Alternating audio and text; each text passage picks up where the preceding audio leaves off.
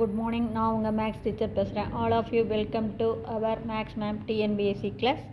இப்போ இன்றைக்கி பாருங்கள், நம்பர் சிஸ்டத்தில் ஒரு சின்ன கணக்கு பாருங்கள். -56 × 61 + 89 கண்ணு மாறு. நீ சிம்பிளிஃபை பண்ணும்போது நீ பாட்டுக்கு இதை அப்படி இது பண்ணக்கூடாது. இங்கே பாரு, இது மல்டிபிள்.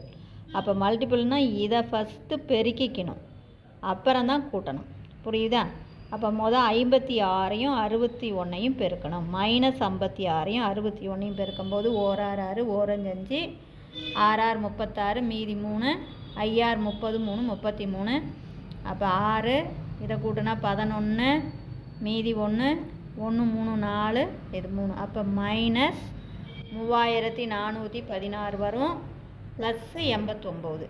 இதை பெருக்கி போடும்போது கண்ணு -3416 அப்புறம் +89. நீ பாட்டுக்கு இதை சிம்பிளிஃபை பண்ணிவிட்டு அப்புறம் இங்கே வந்துடக்கூடாது. எங்கே பெருக்கல் இருக்குதோ அதை தான் முன்னாடி செய்யணும். மொதல் செயல் பெருக்கல் செயல், அப்புறம் தான் அது. இப்போ இதை பார்த்தீங்கன்னா -3416 +89 குறி வெவ்வேறையாக இருக்குது. அப்போ பெரிய நம்பருடைய குறி மைனஸ், குறி வெவ்வேறையாக இருந்தால் கழிச்சுக்கணும், குறி ஒரே மாதிரியாக இருந்தால் தான் கூட்டணும். அப்போ தேர்ஃபோர் இப்போ டிஜிட் கரெக்டாக நேராக போட்டுக்கோங்க. இதில் பெரிய நம்பருடைய குறி மைனஸை போட்டுக்கிட்டோம். இப்போ இதை கழிக்கிறோம். 6ல் 9 போகாது. இங்கேருந்து கடை வாங்கும்போது 16, 16ல் 9 கழிச்சா 7. இது கடன் கொடுத்ததுனால இந்த இடத்துல 0 இருக்கும். அப்போ எகைன் 0ல் 8 போகாது. இங்கேருந்து எகைன் கடை வாங்கும்போது 10, 10ல் 8 போச்சுன்னா 2. இது கொடுத்ததுனால இங்கே 3 தான் இருக்கும். இது 3 இது 3. புரியுதுங்களா? அப்போ நம்ம ஆன்சர் -3327. இதில் மொதல் செயல் பெருக்கல் செயல்.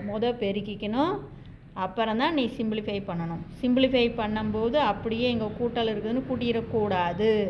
குறி வெவ்வேறையாக இருந்தால் கழிக்கணும். பெரிய நம்பருடைய குறியை போட்டு என்ன பண்ணணும்? கழிக்கணும். குறி ஒரே மாதிரியாக இருந்தால் தான் பெரிய நம்பரை குறியை போட்டு கூட்டணும். 2 சிம்பிள் மெத்தடு சிம்பிளிஃபையில்.